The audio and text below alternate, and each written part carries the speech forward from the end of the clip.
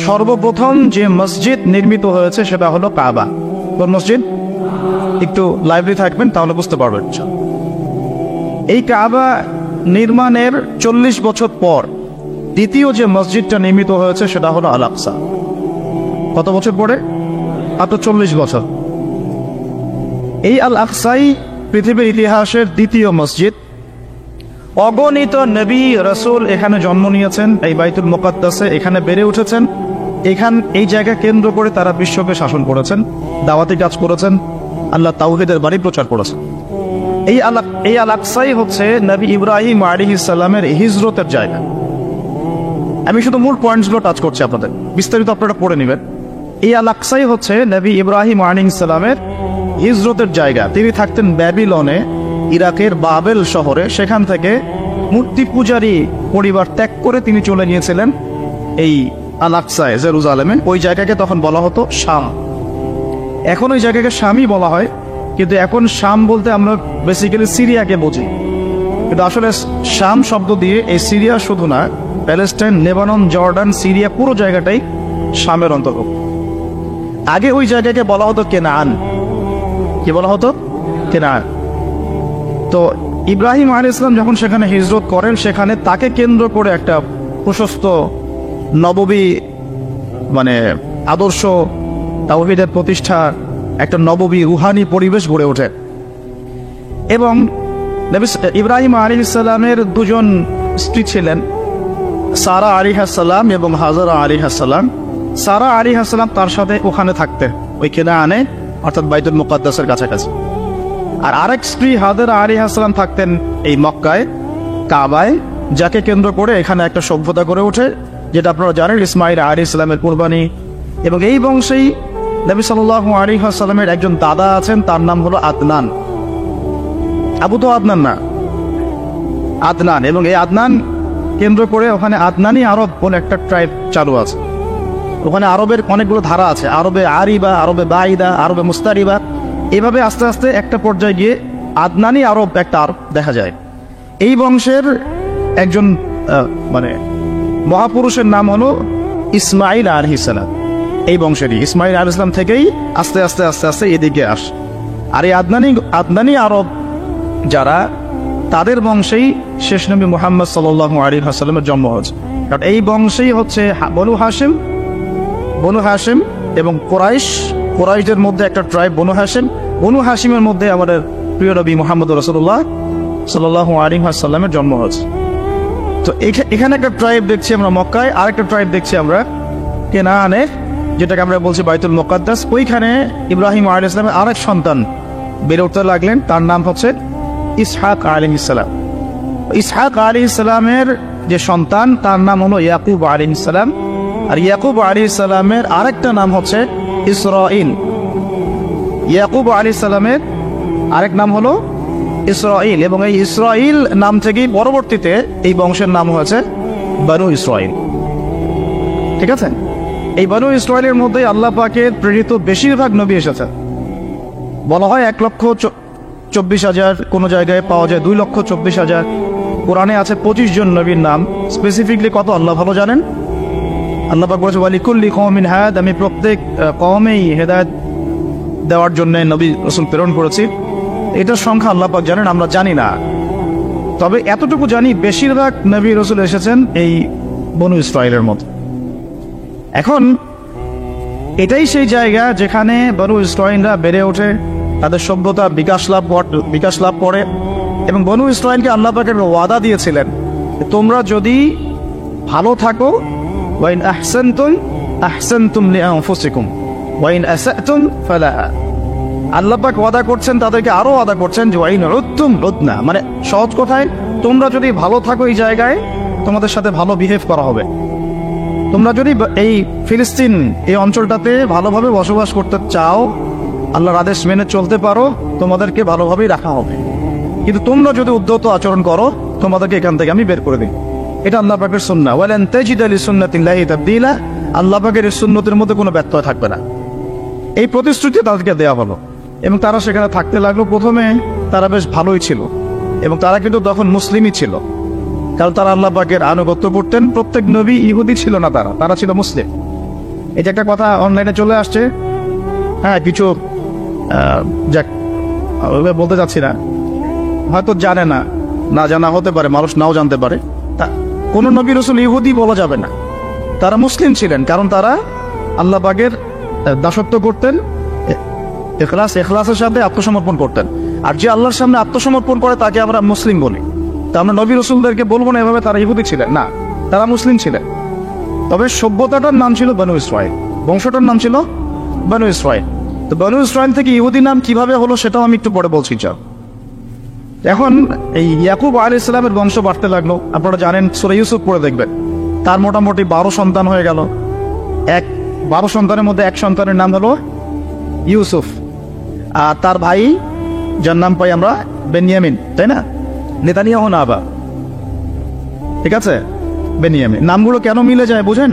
তারা কিন্তু তাওরাত, ওল্ড টেস্টামেন্ট, নিউ টেস্টামেন্ট এগুলো কাটাকাটি করে নামটার আগে ওদের একটা ভিশন আছে, ওইদিকে আমরা পড়ে আসতেছি। এখন এই ইয়াকুব আলাইহিস সালামের যে কওম, যে ট্রাইব, তার যে সন্তানরা, ওই সৎ ভাইদের গল্প আপনারা জানেন, সূরা ইউসুফ বিস্তারিত পড়লে দেখবেন যে তারা দুর্ভিক্ষের কবলে পড়ে সেখান থেকে মিশরে আসে। মিশরে কিভাবে আসলো তারা? আচ্ছা, তার আগে আপনাদেরকে একটা শব্দ বলি, সেটা হলো হোলি ল্যান্ড। এই শব্দটাকে মাথায় রাখবেন, হোলি ল্যান্ড। শুধু ফিলিস্তিন জুড়ে নয়, বরং মিশরের নীলনদ থেকে শুরু করে ইরাকের ইউফ্রেটিস পর্যন্ত এই পুরো জায়গাটাকে বলা হয় হোলি ল্যান্ড। এই জিনিসটা মাথায় রাখবেন। এখনকার বিশ্বের যত কিছু হচ্ছে হোলি ল্যান্ডকে কেন্দ্র করে, এবং ভবিষ্যতেও যা হবে এই বিশ্বে ওই জায়গার স্বাধীনতাকে কেন্দ্র করে, ওই জায়গার দখলদারিত্ব নিয়েই সব কনফ্লিক্টগুলো হতে থাকবে ওয়ার্ল্ডে। জায়গাটার নাম হোলি ল্যান্ড।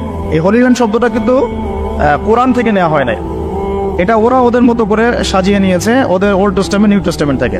তারা মনে করে এবং তারা দাবি করে, এই জিউসরা, যে এই পুরো হোলি ল্যান্ড আল্লাহ তাদেরকে দিয়েছেন। নাউজুবিল্লাহ। কাদেরকে দিয়েছেন আমরা দেখবো এখন ইনশাআল্লাহ। তো এখন এই হোলি ল্যান্ড বলতে শুধু ফিলিস্তিন না, তাহলে পুরো মিশর থেকে নিয়ে একদম ইউফ্রেটিস, ইরাকের ইউফ্রেটিস নদী পর্যন্ত, যেখান থেকে সোনার পাহাড় বের হবে, হাদিস তো জানেন আপনারা, আর যেটাকে কেন্দ্র করে মহাযুদ্ধ হবে। এখন এই হোলি ল্যান্ডে তাহলে কিভাবে আসলো বনু ইসরাইল? ওই দুর্ভিক্ষের কবলে পড়ে তারা আস্তে আস্তে এখানে আসলো খাবারের সন্ধানে। এখানে এসেই তখন ফেরোরা থাকতো। তো এই ফেরো আর মুসা আলাইহিস সালামের ফেরো কিন্তু এক না। তখন যারা থাকতো তাদেরকে বলা হতো হাইকেল গোষ্ঠী, আর কি, হাইকেল জনগোষ্ঠী। এখন আমরা বুঝলাম যে বনু ইসরাইল কিভাবে ওই কেনান থেকে মিশরে আসলো। ইউসুফ আলাইহিস সালাম যখন এখানে পলিটিক্যাল পাওয়ারটা পেলেন, তখন তিনি বাবাকে নিয়ে আসলেন, মাকে নিয়ে আসলেন, ভাইদেরকে নিয়ে আসলেন, সবাইকে মাফ করে দিলেন। এখানে আবার বনু ইসরাইলের আবাদি গড়ে উঠতে থাকে। এভাবে আস্তে আস্তে বনু ইসরাইল ছড়িয়ে যেতে লাগলো। মোটামুটি 100-200 বছর তারা এখানে খুব শান্তিতে ছিল, যতক্ষণ না এই হাইকেল জনগোষ্ঠীকে সরিয়ে দিয়ে ফেরাউনটা ক্ষমতা দখল করেছে। ফেরাউনটা আবার উগ্র, এরা আবার ওই রকম না, ওই মানে সেকুলার মাইন্ডেড না। ওরা দাবি করে যে আনা রব্বুকুমুল আ'লা, আমি তোমাদের মহান। এখানে আর ওই সুযোগ নাই ধর্ম পালনের, এবং তারা খুব বেশি অত্যাচার করতে পছন্দ করত। আপনারা কুরআন খুললেই দেখবেন প্রথম দিকে আছে ইউযাবিহুনা আবনাআকুম ওয়া ইস্তাহিউনা নিসাআকুম। বাচ্চাদেরকে জবাই করত, ছেলেদেরকে জবাই করত, মেয়েদেরকে জীবিত রাখত। এদের আন্ডারে, এই ফেরাউনদের আন্ডারে থেকে বনু ইসরাইলরা যে নির্যাতনটা, স্লেভারি যে নির্যাতনটা সহ্য করেছে, এই সময়টা, আমার ধারণা এই সময়টা তাদের সাইকোলজিক্যাল একটা পরিবর্তন হয়েছে।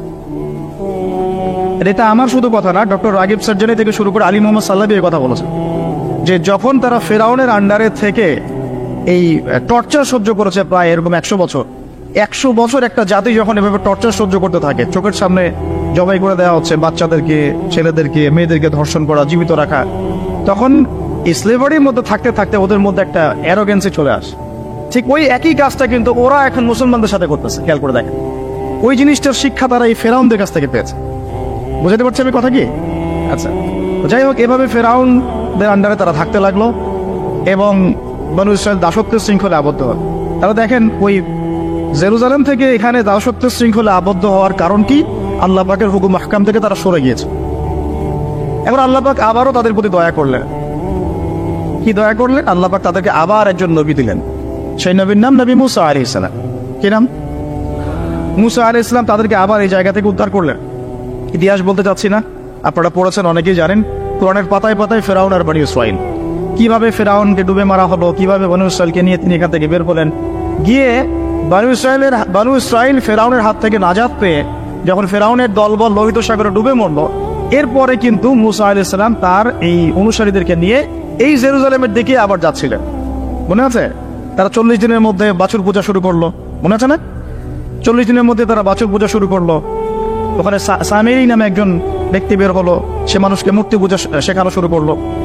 ইউসুফ আলাইহিস সালামের সোনালী যুগ থেকে নিয়ে মুসা আলাইহিস সালাম এই পর্যন্ত এখানেও কিন্তু মোটামুটি 200-400 বছর চলে গেছে।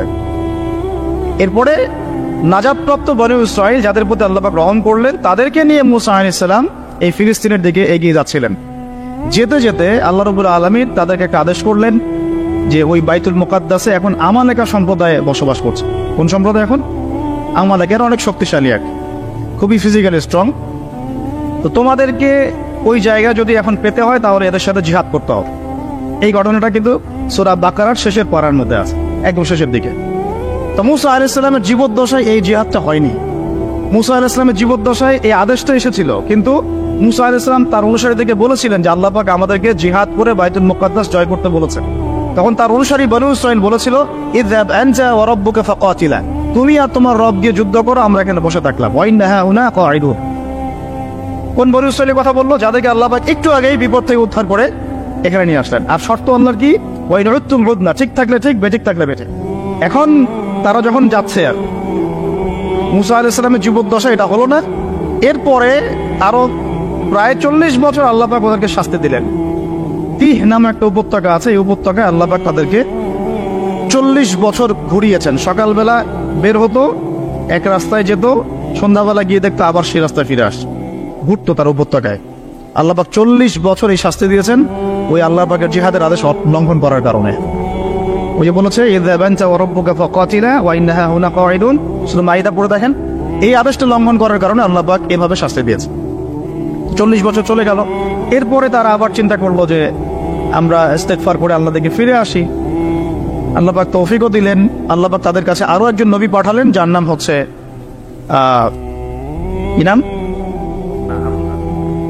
ইউশা বিন নুন। মাশাআল্লাহ, ভেরি গুড। ইউশা বিন নুন। তো ইউশা বিন নুন যখন নবী হলেন, তখন তারা আবার দাবি করলো যে আমাদেরকে জিহাদের পারমিশন নেন আল্লাহর কাছ থেকে, আমরা যুদ্ধ করে আমালেকা সম্প্রদায়কে বের করে দিয়ে আমরা বাইতুল মুকাদ্দাস জয় করব।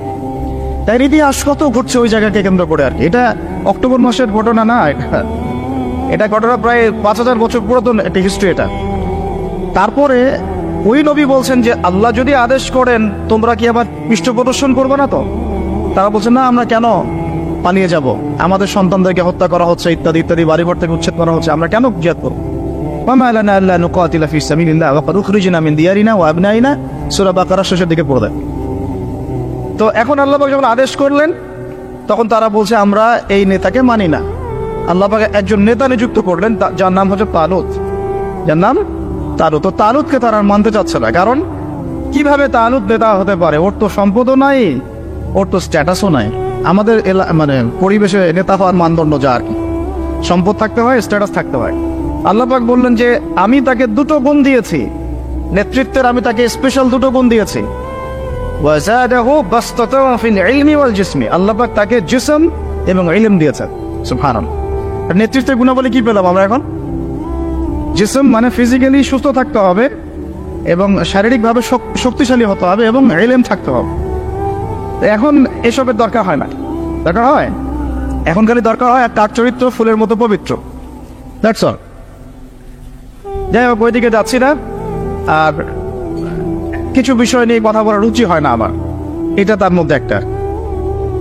তো এখন আসুন, ইউশা বিন নুনের আন্ডারে তালুত সেনাবাহিনী নিয়ে এগিয়ে গেলেন বাইতুল মুকাদ্দাসের পণে। তো বাইতুল মুকাদ্দাসকে জয় করার জন্য আল্লাহ পাক পরীক্ষা নিলেন যে এই নদী পার হওয়ার জন্য একটা শর্ত, নদী পার হবে, পানি খেতে পারবে না। যারা পানি পান করবে তারা আমার সাথে যুদ্ধ করতে পারবে না। তো তাফসীরের কিতাবে আসছে যে মাত্র 313 জন পানি পান করে নাই, বাকি সবাই পানি পান। মাত্র 313 জন পানি পান করে নাই, বাকি সবাই পানি পান করছে। এখন তালুত এই 313কে নিয়ে এগিয়ে গেলেন বাইতুল মুকাদ্দাসের দিকে। যুদ্ধ চলতে লাগলো। যুদ্ধের মধ্যে দাউদ আলাইহিস সালাম ছিলেন সেনাবাহিনীতে একজন, তখন তার বয়স মাত্র 15-16 হবে। তো ওই দিক থেকে আসছে একজন সেনা আমালেকা সম্প্রদায়ের, তার নাম জালুত। সে খুবই শক্তিশালী, একজনই একাই সে 10 জনের সাথে লড়তে পারে। এদিক থেকে মাত্র একজন ছোট কিশোর দাউদ আলাইহিস সালাম, যিনি তালুতের সেনাবাহিনীর মধ্যে আছেন, উনি কিন্তু এখনো নবী নন, ঠিক আছে, উনি কিন্তু এখনো নবুয়ত পান নাই, সেনাবাহিনীর মধ্যে আছেন। একটা গুলতি নিক্ষেপ করে তালুতের এক চোখকে তিনি ফুটা করে ফেললেন, সরি জালুতের এক চোখকে ফুটা করে ফেললেন কে? দাউদ আলাইহিস সালাম। দাউদ আলাইহিস সালাম মাত্র একটা গুলতি দিয়ে জালুতের বর্ম পরা ছিল, শুধু চোখ দেখা যাচ্ছিল, ওই চোখ বরাবর নিশানা করে তার চোখটাকে ফুটা করে ফেললেন। এতে করে জালুত মারা গেল এবং জালুতের মৃত্যু দেখে ওই আমালেকা সম্প্রদায় ভয়ে কাঁপতে লাগলো। মাত্র 313 নিয়ে তালুত এই বাইতুল মুকাদ্দাস জয় করলেন। বাইতুল মুকাদ্দাস জয় করার দিনে আসরের ওয়াক্ত হয়ে যাচ্ছিল, সূর্য ডুবে যাচ্ছিল। তখন তালুত আল্লাহর কাছে দোয়া করেন, এই নবী এবং তালুত তারা সবাই মিলে এই 313 জন আল্লাহর কাছে দোয়া করেন, আল্লাহ আমাদেরকে একটু সময় দান করেন, বরকত দান করেন, যাতে করে আমরা যুদ্ধটা শেষ করতে পারি, আজকে আমরা যেন ওখানে প্রবেশ করতে পারি। আল্লাহ রাব্বুল আলামিন সুবহানাল্লাহ এই সূর্যের ঘূর্ণনটাকে থামিয়ে দিলেন। ইতিহাস এটা একবার হয়েছে, কোরআন সাক্ষী আছে, হাদিসে সাক্ষী আছে, দলিল আছে। এটা কিন্তু দাজ্জালের সময় হবে কিনা আল্লাহ ভালো জানেন, কারণ তখন কিন্তু প্রথম দিনটা 1 বছরের সমান হবে। কিভাবে একটা দিন 1 বছরের সমান হতে পারে আমাদেরকে ভাবতে হবে। তো এটা হয়েছে হিস্ট্রিতে একবার, সূর্যের ঘূর্ণন আল্লাহ থামিয়ে দিয়েছেন, তারা যুদ্ধ করেছে, বাইতুল মুকাদ্দাস জয় করেছে। কারা এরা? এরা বনু ইসরাইল, তালুতের বাহিনী, ইউসুফ ইবনে নুনের উত্তরসূরি, এবং এইখানে আছে দাউদ আলাইহিস সালাম। তারপরে দাউদ আলাইহিস সালাম সেখানে নবী হলেন। তার আগে বনু ইসরাইল ভালোভাবেই চললো, কোনো সমস্যা করে নাই। এরপরে দাউদ আলাইহিস সালাম যখন ক্ষমতায় আসলেন, নবুয়ত পেলেন, তাকে 40 বছর আল্লাহ পাক ওই জায়গা থেকে বিশ্ব শাসন করার অধিকার দিয়ে দিলেন। তাহলে বাইতুল মুকাদ্দাস এবং আল আকসার ওই জায়গা থেকে 40 বছর বিশ্ব শাসন করেছেন দাউদ আলাইহিস সালাম। এবং তার শাসনটা এত সমৃদ্ধ ছিল যে তিনি যখন জাবুর তেলাওয়াত করতেন, তখন এই যে পাখি, মাছ, এগুলো সবাই কাছাকাছি চলে আসতো শোনার জন্য। আল্লাহ পাক তাকে স্পেশাল অনেকগুলো ক্ষমতা দিয়েছেন, যেমন লোহা, তামা, এগুলোর উপর একটা কর্তৃত্ব দিয়েছেন। যেভাবে ইচ্ছা তিনি এটাকে পুরাতে ফেরাতে পারতেন, অস্ত্র শস্ত্র বানাতে পারতেন। আল্লাহ পাক অনেক মর্যাদা দিয়েছেন তাই দাউদ আলাইহিস সালাম। আর দাউদ আলাইহিস সালাম সম্পর্কে আরেকটা হাদিস আপনাকে বলে দেই, যে আদম আলাইহিস সালাম কিন্তু তার সন্তানদের সবাইকে দেখেছেন, সব সন্তান থেকে তার সামনে আমাদের সবাইকে দেখেছেন তিনি। আপনি আপনি আপনি আমি সবাই, সবার মানে প্রতিবিম্ব, এবং সেই পিঁপড়ার আকৃতিতে আল্লাহ রাব্বুল আলামিন, এবং এটা তিনি সবাইকে দেখেছেন। এবং একজনকে দেখে তার খুব পছন্দ হয়েছে, খুব ভালো লেগেছে, মিষ্টি, খুব ভালো লেগেছে, আকর্ষণীয়। জিজ্ঞাসা করেছেন, আল্লাহ আমার এই সন্তানের নাম কি? আল্লাহ পাক বলেছেন তার নাম দাউদ। তার হায়াত কত? আল্লাহ পাক বলছে 60 বছর। তখন তিনি বলছেন আদম আলাইহিস সালাম, আল্লাহ আমার হায়াত থেকে 40 বছর তাকে দিয়ে। দাউদ আলাইহিস সালাম 100 বছর বেঁচে ছিলেন। দাউদ আলাইহিস সালাম সম্পর্কে আরেকটা আয়াত আছে কোরআন, এটা স্পেশাল। আল্লাহ পাক দুজনকেই, মাত্র 2জন নবীকে আল্লাহ পাক কোরআনে খলিফা বলেছেন।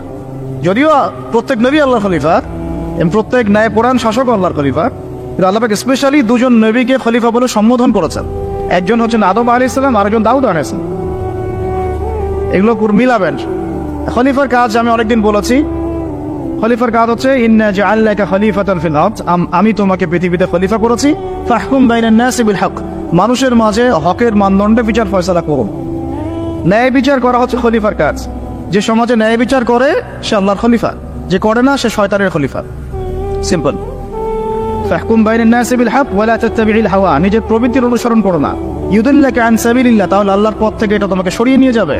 ইন্নাল্লাযীনা ইউদিল্লুনা আন সাবিলিল্লাহ লাহুম আযাবুন শাদীদ, যারা আল্লাহ পাকের পথ থেকে বিচ্যুত হয়ে যায় এদের জন্য মর্মান্তিক শাস্তি অপেক্ষা করছে। বিমা নাসু ইয়াউমুল হিসাব, যেহেতু কিয়ামতের হিসাবের দিন তারা ভুলে গেছে। দাউদ আলাইহিস সালামের পরে সাকসেসফুলি আরো 40 বছর এই বিশ্বটাকে শাসন করেছেন ফ্রম জেরুজালেম তার ছেলে সুলাইমান আলাইহিস সালাম, এবং তার শাসনটা তার বাবার চেয়ে আরো সুপিরিয়র ছিল। এমন শাসন, এমন সভ্যতা যেটা পৃথিবীর ইতিহাসে না কখনো ছিল, না এখন আছে, না কখনো হবে, না কখনো হবে। এমনকি ঈসা ইবনে মারইয়ামের সময়ও না, যিনি সামনে 40 বছর খেলাফা ওখান থেকে কায়েম করবেন, তখনও না। কারণ তিনি দোয়া করেছেন, রব্বি হাবলি মুলকান লা ইয়ানবাগি লি আহাদ, আল্লাহ আমাকে এমন এক রাজত্ব দেন যেটা আপনি আর কখনো কাউকে দেন নাই, দিবেন না। কে দোয়া করেছেন এটা? নবী সুলাইমান আলাইহিস সালাম। তিনি পাখির ভাষা বুঝতেন, পিঁপড়ার ভাষা বুঝতেন, তার আদেশে জিনরা কাজ করত। জিনদেরকে বলতেন সমুদ্রে ডুব দিয়ে মণিমুক্তা নিয়ে আসা, বের করতো। এমন একটা প্রাসাদ নির্মাণ করেছেন যেখানে পা ফেললে মনে হচ্ছে যে সমুদ্রে পা ফেলছে, এত স্বচ্ছ। সাবার রানীর সিংহাসন তুলে নিয়ে আসলেন মুহূর্তের মধ্যে, চোখের পলক ফেলতেই সিংহাসন হাজির। এরকম সভ্যতা, টেকনোলজি আবিষ্কার হয়নি, ইনশাল্লাহ হবে হবে। যতই মঙ্গল গ্রহে যাওয়ার স্বপ্ন দেখাক নাসা, এগুলো সম্ভব না।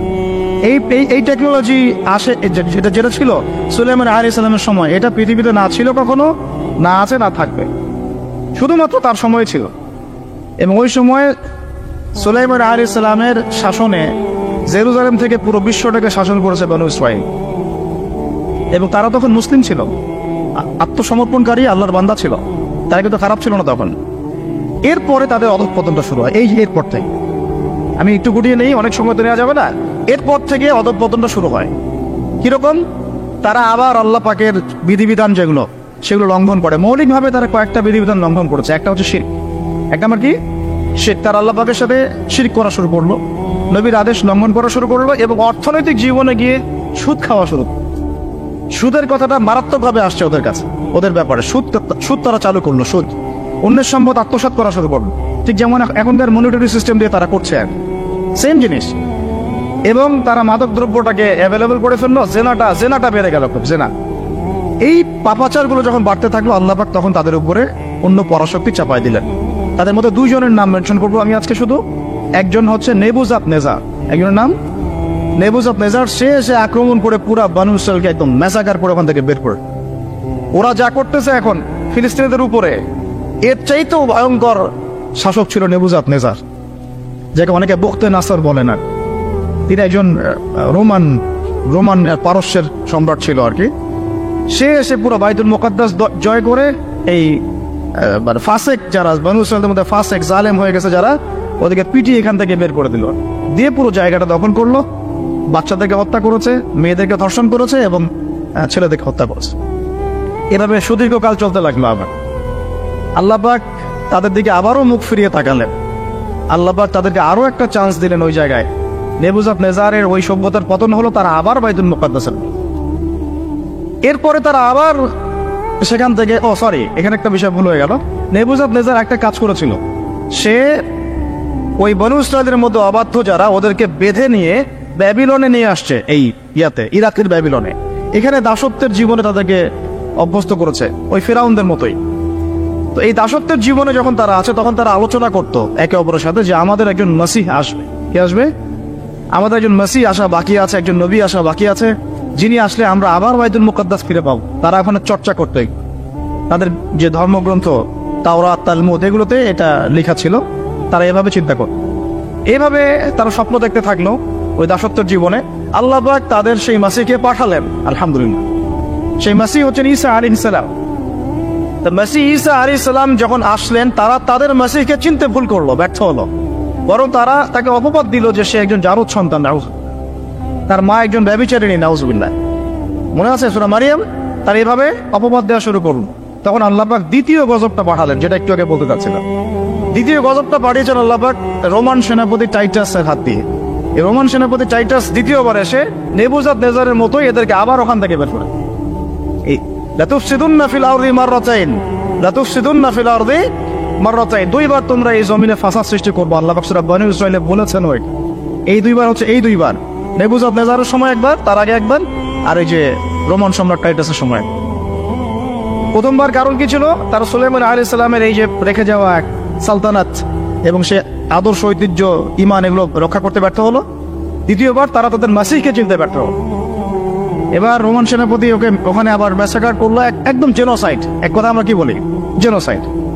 যেমন ওই যে আপনারা ওই হিটলারের ঘটনাগুলো পড়েন না, দেখেন জেনোসাইড একটা শব্দ শোনেন, এরকম।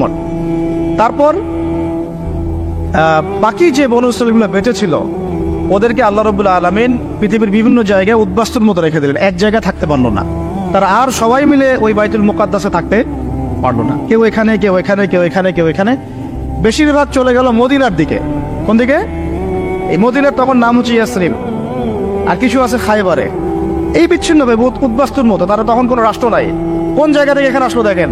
রুলিং স্টেট থেকে। কোন কোন জায়গা থেকে আসতেছে দেখেন? মিশর থেকে মূসার হাত ধরে আবার এখানে, আবার তালুত, আবার জালুত, আবার দাউদ, আবার সুলাইমান, আবার ব্যাবিলন। এখান থেকে আবার মাসিহকে চিনতে ব্যর্থ হওয়া, তারপর আবার ঘুরে ফিরে উদ্বাস্তুর মতো বিশ্বের বিভিন্ন জায়গায় ছড়িয়ে ছিটিয়ে থাকে। ইতিহাস অনেক গভীরে হুয়া। এবার আল্লাহ পাক তাদেরকে আরো একটা সুযোগ দিলেন। সুবহানাল্লাহ। আল্লাহ পাকের কত দয়া আর কত ধৈর্য, চিন্তা করলে আমাদের মনে হয় ইনশাল্লাহ আমরা জান্নাতে যাব। ওরা যা করেছে অবাধ্যতা, তারপরে ওদের অবাধ্যতা ইতিহাস রচনা করা যাবে, রচিত হয়েছেও, মহাকাব্য রচনা করা যাবে ওদের অবাধ্যতা নিয়ে। ঠিক আছে, তারপরে আল্লাহ পাক আরো একটা চান্স দিলেন, সুবহানাল্লাহ। ওদের মাসিহকে চিনতে তো ভুল করলোই, ওকে তো গালি দিলই ঈসা আলাইহিস সালামকে। শুধু তাই না, তারা তাকে হত্যারও চেষ্টা করলো, এবং তারা এর আগে অনেক নবীকে হত্যাও করেছে, যেমন জাকারিয়া আলাইহিস সালাম, যেমন ইয়াহইয়া আলাইহিস সালাম, তাদেরকে হত্যা করা হয়েছে। সূরা ইয়াসিন পড়লে আপনি দেখবেন একদিনেই তারা 3 জনকে হত্যা করেছে, একদিনেই 3 জনকে। এখন মাসিহকে চিনতে ব্যর্থ হওয়ার পরে আল্লাহ পাক তাদেরকে তো আযাব দিলেনই, ওই রোমান সম্রাট টাইটাসের হাত দিয়ে উদ্বাস্তুর মতো রেখে দিলেন, কিন্তু আরেকটা সুযোগ আল্লাহ পাক তাদেরকে দিলেন। এই সুযোগটা ছিল আমাদের নবী মুহাম্মদ সাল্লাল্লাহু আলাইহি ওয়াসাল্লাম। সর্বশেষ একটা চান্স থাকলো যে যদি নবী মুহাম্মদ সাল্লাল্লাহু আলাইহি ওয়াসাল্লামের আনুগত্য করে ফিরে আসে, তাহলে ইনশাআল্লাহ মুসলমান হলে আবারও বিশ্বের বুকে তারা দাপটের সাথে চলতে পারবে, যেমন সাহাবা একরাম চলেছেন। বুঝতে পারছেন কথা? এখন এই কথাটা বলে নেই যে তারা কিন্তু ঈসা আলাইহিস সালামকে হত্যা করার চেষ্টাও করেছে। এটা সূরা নিসা মাইদা পড়লে আপনি বুঝতে পারবেন। আল্লাহ পাক বলেছেন ওয়ামা কাতালুহু, তারা চেষ্টা করেছে কিন্তু তারা ওদের মাসিহকে হত্যা করতে পারে নাই। ওয়ামা সালাবুহু, তারা তাকে ক্রুশবিদ্ধ করতে পারে নাই। বাল রাফাআহুল্লাহু ইলাইহি, বরং আল্লাহ পাক তাকে তার কাছে উঠিয়ে নিয়েছে। ওয়ালাকিন শুববিহা লাহুম, কিন্তু তাদের মনে হয়েছিল যে তারা তাকে হত্যা করেছে। তারা মনে করে তারা ঈসা আলাইহিস সালামকে হত্যা করেছে। ঠিক আছে, তারা মনে করে তারা ঈসা ইবনে মারইয়ামকে হত্যা করেছে, তারা সফল হয়েছে, এবং তারা এটাকে ফখর করে বলে যে ইন্না কাতালনাল মাসিহা ঈসা ইবনে মারইয়াম রাসূলুল্লাহ। সূরা নিসা মাইদা পড়ে দেয়। আল্লাহ বলছেন না, তোমরা হত্যা করো নাই, ক্রুশবিদ্ধ করতে পারো নাই, বরং আল্লাহ পাক তাকে উঠিয়ে গেছে। তখন ঈসা আলাইহিস সালামের অনুসারী যারা ভালো ছিল তাদেরকে বলা হয় নাসারা। কি বলা হয়? নাসারা। তখন বনু ইসরাঈল 2 ভাগে ভাগ হয়ে গেছে। একটা এই যে বনু ইসরাঈল নাম থেকে ইহুদ হয়ে গেল কেন? ওই যে মাসিহকে চিনতে ব্যর্থ হলো তাই, মাসিহকে হত্যার চেষ্টা করলো তাই। এরপর থেকে ওদেরকে আর বনু ইসরাঈল বলা হয় নাই, বলা হচ্ছে ইহুদ। কি বলা হচ্ছে? ইহুদ। আরেকটা সুযোগ নবী সাল্লাল্লাহু আলাইহি ওয়াসাল্লাম ছিলেন, যখন নবী সাল্লাল্লাহু আলাইহি ওয়াসাল্লাম কেউ চিনতে ব্যর্থ হলো, তখন তাদেরকে বলা হলো মাগদুবি আলাইহিম ওয়ালাদ-দাল্লিন, অভিশপ্ত বলা হলো। তারপরে ইহুদ থেকে বলা হলো কি? মাগদুব, অভিশপ্ত। অভিশপ্ত হলো তখন। আগে নাম ছিল বনু ইসরাঈল, মাসিহকে চিনতে ব্যর্থ হওয়াতে নাম হয়ে গেল কি? ইহুদ।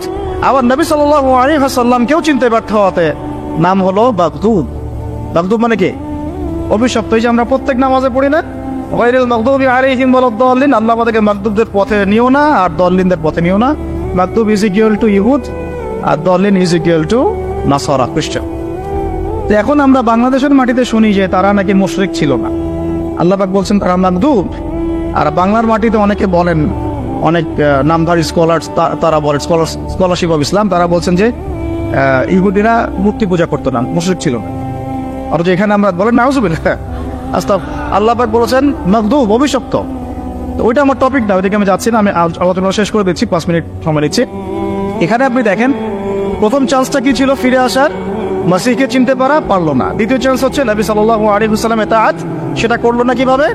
মদিনায় বসে আছে তারা, আল্লাহর নবী 13 বছর মক্কায় দাওয়াত দিয়ে আসলেন, মনে আছে? 13 বছর মক্কায় দাওয়াত দিয়ে আসলেন, নিজে তিনি হিজরত করে আসলেন ইহুদিদের দরজায়। এমন না যে তারা গিয়েছে মক্কায়, ব্যাপারটা কেমন? বরং নবী সাল্লাল্লাহু আলাইহি ওয়াসাল্লাম 13 বছর মক্কায় দাওয়াতি কাজ করে, হিজরত করে, এই মক্কায় 13 বছর তো কি হয়েছে আপনারা জানেন, প্রচন্ড কষ্ট, নির্যাতন, নিপীড়ন সহ্য করে গুটি কয়েক সাহাবীকে নিয়ে তিনি চলে আসলেন কোথায়? মদিনায়। এই মদিনায় বসবাস করছে বাকি ইহুদিরা, বনু কুরাইজা, বনু কাইনুকা, বনু নাজির আর খায়বারের মধ্যে কিছু। এই এতটুকু বাকি আছে ওদের পৃথিবীতে, আর কিন্তু নাই। ওই রুলিং স্টেট থেকে এই পর্যায়ে চলে আসছে। শেষ চান্স, নবী সাল্লাল্লাহু আলাইহি ওয়াসাল্লামের যদি আনুগত্য করে তাহলে ইনশাআল্লাহ আল্লাহ মাফ করে দিবেন, বরং ডাবল নেকি দিবেন। আল্লাহ বলেছেন ওই নবীকে মানারও নেকি দিবেন, আবার এই নবীকে মানারও নেকি দিবেন। কিন্তু আল্লাহ নবী তাদের ঘরের সামনে আসলেন, তাদের কিবলাকে অনুসরণ করে 16 মাস নামাজও পড়লেন, সুবহানাল্লাহ। তাদের স্মরণে যে আশুরার সওম রাখলেন, তাই না? নাজাতে মুসা আমরা রাখলাম না সওম। কেন ওদের কিবলা ফলো করলাম? একাত্মতা পোষণ করার জন্য, যে আমরা সবাই এক, সবাই মুসলিম, প্রত্যেক নবী আল্লাহর পক্ষ থেকে আসছেন। লা নুফাররিকু বাইনা আহাদিন মির রুসুলি, এটা প্রমাণ করলাম আমরা। শুধু তাই না, ওখান থেকে মেরাজও হলো, সুবহানাল্লাহ। আল্লাহ নবীকে ওখানে নিয়ে যাওয়া হলো, সেখান থেকে মেরাজ হলো, ওখানে তিনি নবীদের ইমামতি করলেন। সমস্ত নবী ইমামতি কি করলেন? নবী মুহাম্মদ সাল্লাল্লাহু আলাইহি ওয়াসাল্লাম কোন জায়গা থেকে? মক্কা থেকে না বাইতুল মুকাদ্দাস? বাইতুল মুকাদ্দাস। তাহলে ইহুদিদের সাথে আমরা কিন্তু সত্য একদম ওদের ঘরে নিয়ে গেলাম, কিন্তু এর পরেও বনু কুরাইজা, কাইনুকা, নাজির স্বীকার করলো না। লাস্ট চান্স, গড শেষ। শুধু যে স্বীকার করলো না তাই না, বরং তারা একাধিকবার আমাদের নবী সাল্লাল্লাহু আলাইহি ওয়াসাল্লামকে হত্যার চেষ্টা করল। বনু কুরাইজার সাথে তো আপনারা জানেন কনফ্লিক্টটা কি হয়েছে, খন্দকের যুদ্ধের হিস্ট্রি আছে।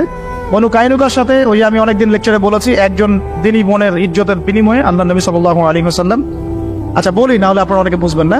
বনু কাইনুকা একটা বাজার, সেখানে গিয়ে আমাদের এক মহিলা সাহাবী গিয়েছেন প্রয়োজনে, তাকে শ্লীলতাহানি করা হয়েছে। কে করেছে? এক ইহুদি। তখন একজন মুসলিম যুবক সেখানে ছিলেন, তরুণ, তরোয়াল বের করে ইহুদির গর্দান নামিয়ে দিয়েছিল। তখন অন্যান্য ইহুদিরা মিলে ওই মুসলিমকে শহীদ করেছে। এই ঘটনা যখন নবী সাল্লাল্লাহু আলাইহি ওয়াসাল্লামের কাছে আসে, তখন মদিনায় যে মদিনা সনদ হয়েছে, এই সনদের চুক্তি কেটে যায়। সনদে ছিল যে আমরা সবাই মিউচুয়ালি থাকবো, কেউ কারোর সাথে লড়াই করবো না বা জুলুম করবো না, ঠিক আছে? বরং আমরা যদি আক্রমণের শিকার হই মদিনা, তাহলে সবাই একসাথে আমরা প্রতিহত করব। কিন্তু তারা এটা রাখলো না। বনু কাইনুকা প্রথম ঘটনা ঘটালো এটা। এরপরে নবী সাল্লাল্লাহু আলাইহি ওয়াসাল্লাম, এখানে দেখেন আল্লাহ নবী সাল্লাল্লাহু আলাইহি ওয়াসাল্লাম তো সাহাবীকে বকাঝকা করেনি নাই, বলেন নাই যে সাহাবী তুমি ভুল করেছো, আইন নিজের হাতে কেন তুলে নিয়েছো, একজন দিনী বোনের জন্য এত বড় রিস্ক নেওয়ার কি দরকার ছিল, এরকম কোনো সেন্টেন্স তিনি ইউজ করেন নাই। বরং তিনি সাহাবীদেরকে বলেছেন বর্ম পরে বের হও, বনু কাইনুকাকে আক্রমণ করতে হবে। বনু কাইনুকাকে আক্রমণ করা হলো, তাকে বের করে দেওয়া হলো, পুরো একদম ব্যাগ এন্ড ব্যাগেজ তারা এখান থেকে বের হয়ে গেল, শেষ। একটা গোত্র গণ। একটা থাকলো নাজির। এই নাজির আল্লাহ নবী সাল্লাল্লাহু আলাইহি ওয়াসাল্লামকে হত্যার চেষ্টা করলো, উপর থেকে লোহা ফেলে, লোহা বা চাক্কি যেটা আমরা বলি, এটা ফেলে হত্যার চেষ্টা করেছিল। আল্লাহ নবী বসেছিলেন, তার উপর থেকে ফেলার চেষ্টা করেছিল। এই ঘটনা কেন্দ্র করে বনু নাজিরকে নবী সাল্লাল্লাহু আলাইহি ওয়াসাল্লাম মদিনা থেকে বের করে দিলেন। দুইটা গেল গণ। একটা থাকলো বাকি বনু কুরাইজা, এ মোটামুটি সবচেয়ে বড় ছিল। এ আবার কি করলো, আবু সুফিয়ান বাহিনী, ওই যে কুরাইশ, তাদের সাথে এবং গাতাফানদের সাথে চুক্তি করলো যে খন্দকে আপনারা আক্রমণ করেন, বাইরে থেকে আমরা ভিতর থেকে আক্রমণ। ব্যাস, নবী সাল্লাল্লাহু আলাইহি ওয়াসাল্লাম এই খবর জানতে পারলেন যখন খন্দকে বিজয়ের পর, খন্দকে যখন আবু সুফিয়ানের বাহিনী ফেরত চলে গেল, তখন তিনি বনু কুরাইজায় না গিয়ে আসরের নামাজ পড়তে নিষেধ করলেন। বনু কুরাইজার এক একটা গাদ্দারকে ধরে ধরে গর্দান নামানো হয়েছে, তারপর এখান থেকে বের করে দেওয়া হয়েছে। তিনটা গণ শেষ। আর একটা বাকি ছিল খায়বার। আর খায়বারের ঘটনা তো আপনারা জানেন যে হুদাইবিয়া সন্ধির ঠিক পরেই নবী সাল্লাল্লাহু আলাইহি ওয়াসাল্লাম খায়বার আক্রমণ করেছেন, আলী রাদিয়াল্লাহু আনহুকে পতাকা দিয়েছেন, তার হাতে খায়বার বিজয় হয়েছে। পুরো ইহুদিদের নাম ও নিশান এই আরব থেকে মিটিয়ে ফেলা হলো। বাকি যে গুটি কয়েক বেঁচে ছিল, ইন্তেকালের 4 দিন আগে বা 3 দিন আগে, আল্লাহ নবী সাল্লাল্লাহু আলাইহি ওয়াসাল্লামের ইন্তেকালের 4 দিন বা 3 দিন আগে, কোন কোন সিরাতের কিতাবে আমরা পেয়েছি 7 দিন 5 দিন, ইখতিলাফ আছে। তিনি বললেন, আমাদের নবীজি বললেন, বাকি যে ইহুদিরা আছে এই জাজিরাতুল আরবের মধ্যে, সবগুলোকে একটা একটা করে ধরে ধরে এখান থেকে বের করে দিন। কে বললেন? আমাদের নবী সাল্লাল্লাহু আলাইহি ওয়াসাল্লাম।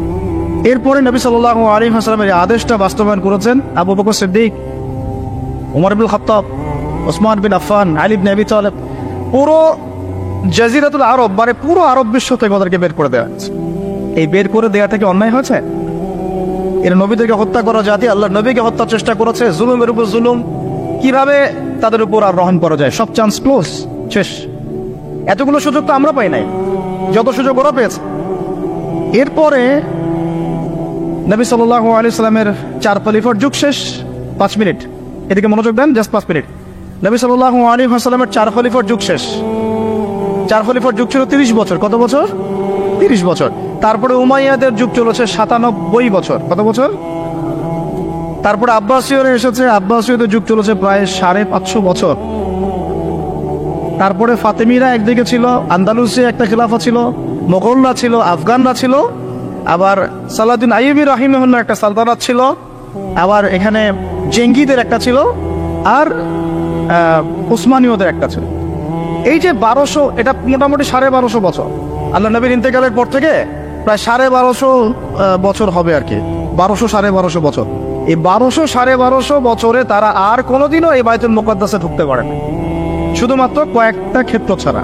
ওই ক্ষেত্রগুলোর 1 নম্বর ক্ষেত্র হচ্ছে 1099 সালে। কত সালে? 1099 সালে তারা একবার ট্রাই করলো ক্রুসেড যুদ্ধের মধ্য দিয়ে ওই জায়গায় ঢোকা, এবং তারা সফলও হয়েছিল। তারা সেটাকে দখল করতে সক্ষম হলো। কেন দখল করতে সক্ষম হলো? কারণ তখন মুসলমানদের চরিত্র বনু ইসরাইলদের মতো হয়ে গিয়েছে। কথা বুঝতে পারছেন কি? আমরা ওদের মতো হয়ে গিয়েছিলাম। ওই ইমান চলে গেল, আমল চলে গেল, তাসকিয়া চলে গেল, আমরাও হারাম খাওয়া শুরু করলাম, আমরা একে অপরের সাথে কনফ্লিক্টে চলে গেলাম, দুর্বল হয়ে গেলাম, ওরা এসে দখল করে। 1099 দখল করেছে, বেশি দিন লাগে নাই, মাত্র 80 থেকে 90 বছরের মধ্যে 1187-তে আবার সালাহউদ্দিন আইয়ুবী রাহিমাহুল্লাহ ওটা আবার ফাতহ করেছে। কত বছর? মাত্র 80 থেকে 90 বছরের মধ্যে। এই মানুষকে নিয়েও বাংলাদেশে বিতর্ক হচ্ছে, এই মানুষকে নিয়েও বাংলাদেশে বিতর্ক। এটা বাংলাদেশেই সম্ভব, কারণ আমরা মানে সবাই হিস্ট্রি পড়ি না, আমরা ইসলামে কিছু অংশ মানার চেষ্টা করি, কিছু অংশ মানতে চাই না, এই জন্য এখানেই পসিবল। বলি অন্য জায়গায় হলে এটা যদি ওমর ইবনে খাত্তাবের সময় এরকম কথা কেউ বলতো, গর্দান নামাই দিত একদম। হয়তো আইয়ুবী রাহিমাহুল্লাহর সময় যদি এরকম কথা কেউ বলতো, ধরে ধরে গর্দান নামাই দিত, অথবা এতটুকু না করলে হয়তো জেলেতে ঢুকাইত।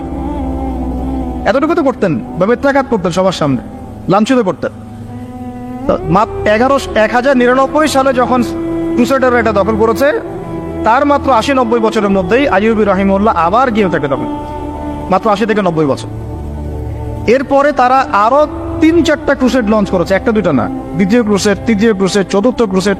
প্রত্যেক ক্রুসেডেই দেখা গেছে একদিনে 70,000 করে মুসলমানকে মারা হচ্ছে। আমরা এগুলো জানি না। তারপরে অনেক হিস্ট্রি বলতে সময় পাবো না আজকে। দ্বিতীয় তৃতীয় ক্রুসেডের মাঝখানে এমনও ঘটনা ঘটেছে, মুসলমানরা যখন ডিফেন্স করছিল, ওরা 3 লক্ষ সৈন্য নিয়ে আসছে, যার মধ্যে 2,95,000 ওই যুদ্ধের মাঠে মারা গেছে, 5,000 পালায় বাঁচতে পারছে। এরকম করে লড়ছিলেন আমাদের বাবারা। তারপরে আপনারা ওই সাইফুদ্দিন কুতুজের নাম শুনবেন, নুরুদ্দিন জেঙ্গির নাম শুনবেন, অনেকে জাহের বাইবারাসের নাম শুনবেন, রুকনুদ্দিন বাইবারাসের নাম শুনবেন। সবাই ব্যাক টু ব্যাক ক্রুসেডগুলোকে প্রতিহত করে করে বাইতুল মুকাদ্দাসকে রক্ষা করেছিলেন। এই রক্ষা চলেছে দীর্ঘদিন। তারপর ওসমানীয়রা ক্ষমতায় এসেছে। আর্তুগরুল নাম শুনেছেন না? আর্তুগরুল গাজীর ছিল ওসমান, যখন ক্ষমতায় আসে শাসন সালতানাত প্রতিষ্ঠা করে, সে বাইতুল মুকাদ্দাসের এই অটোম্যানদের হাতে চলে যায়। প্রায় 697 বছর অটোম্যানরা এটাকে ধরে রেখেছিল। অটোম্যানের মধ্যে বোঝাচ্ছি উসমানীয়রা। এরপরে 1914 সালে এসে প্রথম ওয়ার্ল্ড ওয়ার হয়েছে। এই ফার্স্ট ওয়ার্ল্ড ওয়ারে এসে ওরা এটাকে দখল, কার হাত ধরে? ব্রিটেনের হাত ধরে। তারপরে ওর মধ্যে সব ইহুদিরা ঢুকলো, জায়গাটা দখলও করলো, মুসলমানদেরকে মেরে কচুকাটা করলো, বাড়িঘর থেকে উচ্ছেদ করলো। ওই নেবুজাদনেজার যা করেছিল, টাইটাস যা করেছিল, যুগ যুগ ধরে যা হয়ে এসেছে, ওই একই জিনিসটাকে পুনরাবৃত্তি করলো মুসলমানদের সাথে এবার ইহুদি। 1914 সাল থেকে শুরু হলো ব্রিটেনের হাত ধরে, প্রথম বিশ্বযুদ্ধের ঠিক পরপর, যখন ওসমানীয়দের পতন হয়ে গেল। বেশি দিন হয় নাই, এই তো 1914, 100 বছর হয়েছে কেবল। এই লাস্ট 100 বছরটা হচ্ছে আমাদের অধঃপতনের সময়। লাস্ট 100 বছরে আমরা এই দাসত্বের জীবনে চলে আসলাম। আমরা এখন এগুলো নিয়ে স্বপ্ন দেখছি, আমরা আবার বিজয় করবো ইনশাআল্লাহ। কিন্তু লাস্ট 100 বছরে আমাদের এই অবস্থাটা হয়েছে। 14তে ঢুকে আস্তে আস্তে রাষ্ট্রটাকে বড় করার চেষ্টা করেছে, দফায় দফায় সংঘাত হয়েছে। প্রথম দিকে মুসলমানরা শান্তিপূর্ণভাবে অ্যাক্টিভিটিস নিত, সভা হতো, সেমিনার হতো, সিম্পোজিয়াম হতো, মিছিল হতো। 1933 পর্যন্ত এভাবে চলেছে। তারপর 1933-এর পরে 33 থেকে 40-এর মধ্যে আল কাসাম ব্রিগেড তৈরি করা হয়েছে। আল কাসাম ব্রিগেড এর নেতৃত্ব দিয়েছিলেন ইজউদ্দিন কাসাম। কি নাম? ইজউদ্দিন কাসাম। তিনি এটাকে সশস্ত্র আন্দোলনের রূপ দিয়েছিলেন। তখন ওদের সাথে আমাদের সশস্ত্র জিহাদগুলো শুরু হয়েছে আবার নতুন করে।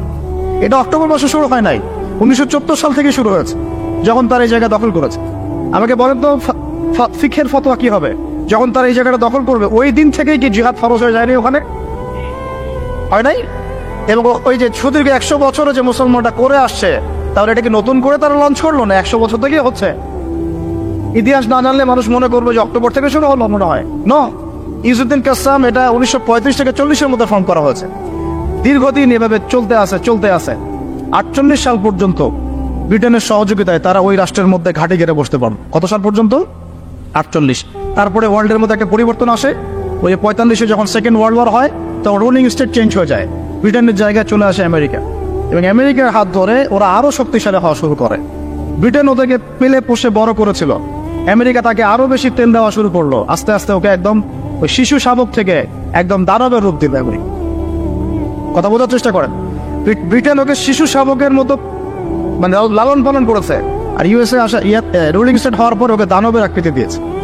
সব ধরনের support, economic support, political support, geopolitical support, মিডিয়ার সাপোর্ট, প্রযুক্তির সাপোর্ট, পারমাণবিক ওয়েপন্স, এভরিথিং তারা প্রোভাইড করছে। ওই 48 থেকে নিয়ে এই যে এখন 23 পর্যন্ত দফায় দফায় 4টা বা 5টা বড় বড় যুদ্ধ হয়েছিল। কারেন্ট অ্যাফেয়ার্স গুলো পড়ে দেখেন, আপনারা পাবেন 4টা 5টা দফায় হয়েছে। কিন্তু কোনোটাতেই মুসলমানরা আর পেরে ওঠে নাই। লাস্ট এই 100 বছরে মুসলমান আর পেরে ওঠে নাই। 5-6টা রাষ্ট্র মিলে একা তার সাথে লড়তে পারে নাই। সে একা 5-6টা রাষ্ট্রের এগেইনস্টে লড়েছে। আপনি কি মনে করছেন তাদের? তারা ওই আগের ওই দুর্বল অবস্থায় নাই, তারা সবকিছু নিয়ন্ত্রণ নিয়ে নিয়েছে ওই জায়গা থেকে, এই দুটো রাষ্ট্রের হাত ধরে ধরে, প্রত্যেকটা ডিপার্টমেন্ট ওয়াইজ আমি মেনশন করলাম কোন কোন ডিপার্টমেন্ট। তারপরে আস্তে আস্তে যখন ইন্তেফাদা শুরু হলো 80 দশকের দিক থেকে, 83, 87, 94, এই করতে করতে 1993-তে অসলো শান্তি চুক্তি হয়েছিল। আপনারা পড়ে দেন, দ্বিজাতি, এর আগে আবার দ্বিজাতি নীতি হয়েছে, ইত্যাদি ইত্যাদি। দ্বিজাতি নীতি মুসলমানরা কখনো মানে নাই। কেন আমরা দুটো রাষ্ট্রনীতি মানবো? ওটা আমাদের জায়গায় আমাদের এক রাষ্ট্রনীতি থাকবে। তোমরা এখানে বাইরে থেকে উড়ে এসে জুড়ে বসছো, এখান থেকে তোমরা চলে যাবা, তোমরা উড়ে এসে জুড়ে বসছো, তোমরা চলে যাবা, আমরা কেন এটাকে ভাগে দিতে যাবো? মুসলমানরা যায়নি কখনো। অসলো শান্তি চুক্তির পরে যখন মুসলমানদের মধ্যে নমনীয়তা আসলো, তখন সৃষ্টি হয়েছে হামাস। এটা এখন হয়নি, 1993-তে 1994-এ হয়েছে, 1994 সালের দিকে।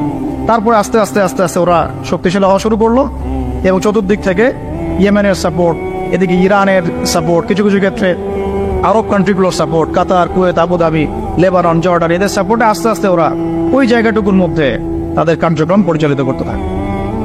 মূলত তারা মূল বিষয়টা হচ্ছে ওই জায়গাটুকু বাদ দিয়ে বাকি সব জায়গায় তারা দখল করে ফেললো। আদতে সব জায়গায় পরাধীন, শুধু ওই জায়গাটা এখন পর্যন্ত স্বাধীন। তাতে কি বুঝতে পারেন নাই? আদতে এই লাস্ট 100 বছরে তারা আরবের উপর নিয়ন্ত্রণ নিল।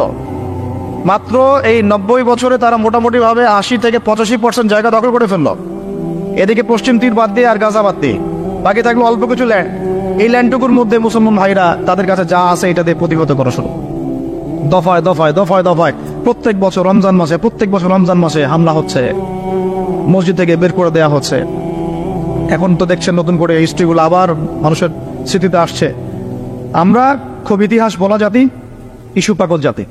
একটা ইস্যু সামনে আসলে আমরা তখন চর্চা করি, তারপর আমরা ভুলে যাই আবার। ঠিক আছে, আমরা কনফারেন্স করলাম, অনেক কিছু করলাম, লেখালেখি করলাম, ফেসবুক কাঁপাই দিলাম, দেখেন আস্তে আস্তে সব ঠান্ডা হয়ে গেছে। আমরা হচ্ছে এরকম একটা জাতি। এই কারণেই আমাদের স্মৃতিতে যেন এটা জীবিত থাকে, এই জন্য প্রত্যেকটা লেকচারের মধ্যে আলাক্সা ইস্যু আসা উচিত। কেন? কারণ এটা আমাদের ফাইনাল ডেস্টিনেশন। কেমন করে বোঝাচ্ছি, এখান থেকে শেষ করে দিব 2 মিনিটে। এই যে তারা পুরো জায়গাটার উপর এত জুলুম করলো, এবং মুসলমানরা তাদের জান মাল সময় শ্রম দিয়ে সর্বোচ্চ শক্তি দিয়ে প্রতিহত করার চেষ্টা করলো, আপনাদের কি মনে হয় কতগুলো মুসলমান মারা গেছে? আমি আপনাদেরকে একটা পরিসংখ্যান বলে দিই। প্রতিদিন গড়ে 2.5 জন করে, প্রতিদিন গড়ে 2.5 জন করে মুসলমানকে মারা হয়েছে। কত লক্ষ দিনী বোনকে উঠানো হয়েছে তার ঠিক নাই। কত ভাই কারাগারে এখন নির্মম নির্যাতন সহ্য করছেন ঠিক নাই। কতজনকে গুপ্ত হত্যা করে মারা হয়েছে ঠিক নাই। কতগুলো বাচ্চাকে মারা হয়েছে তারও ঠিক নাই। লাস্ট 1 মাসে যদি আপনি দেখেন 20,000 সামথিং, লাস্ট 1 মাসে 20,000 সামথিং, তাহলে আপনি হিসেব করে নেন যে লাস্ট 100 বছরে কত। এরপরেও এগুলো নিয়ে প্রশ্ন তুলছে কিছু মানুষ যে তারা ভুল করছে, তাদের প্রতিহত করা ঠিক হচ্ছে না, পাগলের কাজ করছে, কুকুরের মতো ঘেউ ঘেউ পড়ছে, সহি হচ্ছে না, আকীদা ঠিক নাই, ওদের পদ্ধতি ঠিক নাই।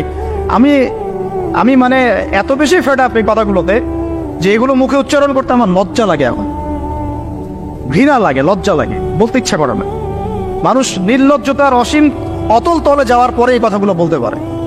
এরকম সিচুয়েশনে মানুষ বলতে পারে যে ইহুদিরা মূর্তি পূজা করে না, ওরা উন্নতি করছে। হ্যাঁ, কে বলেছে হামাস ওখানে যুদ্ধ করছে? ওরা ইহুদিদেরই তৈরি করা, পাগলের কাজ করতেছে, কেন প্রতিহত করবে? কি আছে ডাল তলোয়ার? ওরা কি মোতার যুদ্ধের হিস্ট্রি জানে না? 3,000 সৈন্য নিয়ে আমরা 2 লক্ষ সৈন্যকে প্রতিহত করেছি, তখন কুফু ইনসাফের কথা আসে নাই কেন? ওরা কি বদরের হিস্ট্রি জানে না? 313 জন নিয়ে আমরা 1,000 জনকে ডিফিট করেছি, তখন কি কুফু ইকুয়ালি ছিল? অস্ত্রশস্ত্র সেম ছিল? কখনোই মুসলমানরা অস্ত্রশস্ত্র সেম ছিল না। আপনারা জাস্ট মোতার যুদ্ধের হিস্ট্রিটা পড়ে দেখেন কিভাবে তারা লড়ছেন। তো এখন এগুলো বললে অনেক কথা, মূল কথাটা হচ্ছে ওদের উপর যে পরিমাণ জুলুম নির্যাতন মুসলমানদের উপর হয়েছে, এতে তারা বাধ্য হয়েছে এই পথে যেতে। যখন দেয়ালে মানুষের পিঠ থেকে যায়, তখন মানুষের এটা করতে মানুষ বাধ্য হয়। তারপরে ডে বাই ডে যখন চোখের সামনে বাচ্চার রক্ত, ভাইয়ের রক্ত, বোনের ইজ্জতের মানহানি তারা দেখবে, কোনো মুসলমান চুপ করে বসে থাকতে পারে। একজন বোনের ইজ্জতের বদলে নবী সাল্লাল্লাহু আলাইহি ওয়াসাল্লাম কি করলেন? পুরো বনু কাইনুকাকে উৎখাত করলেন। একজন রাষ্ট্রদূতকে হত্যা করার অভিযোগে নবী সাল্লাল্লাহু আলাইহি ওয়াসাল্লাম 2 লক্ষ রোমান সৈন্যের এগেইনস্টে 3,000 সৈন্য পাঠাই দিলেন। কই মুসলমানরা তো কখনো এরকম করে চিন্তা করে নাই। তো ওদের 1000 হলে আমারও 1000 হতে হবে। আর আমরাই তো ওদেরকে একা ছেড়ে দিলাম। এখানে আশপাশের আরব রাষ্ট্রের ভূমিকা কি? পুরো বিশ্বের মুসলিম রাষ্ট্রগুলোর কি ভূমিকা? তেল বয়কটের কি ভূমিকা? পণ্য বয়কটের কি ভূমিকা? ঐক্যবদ্ধ সামরিক বাহিনী গঠনের বিষয়ে আমরা কতটুকু তৎপর?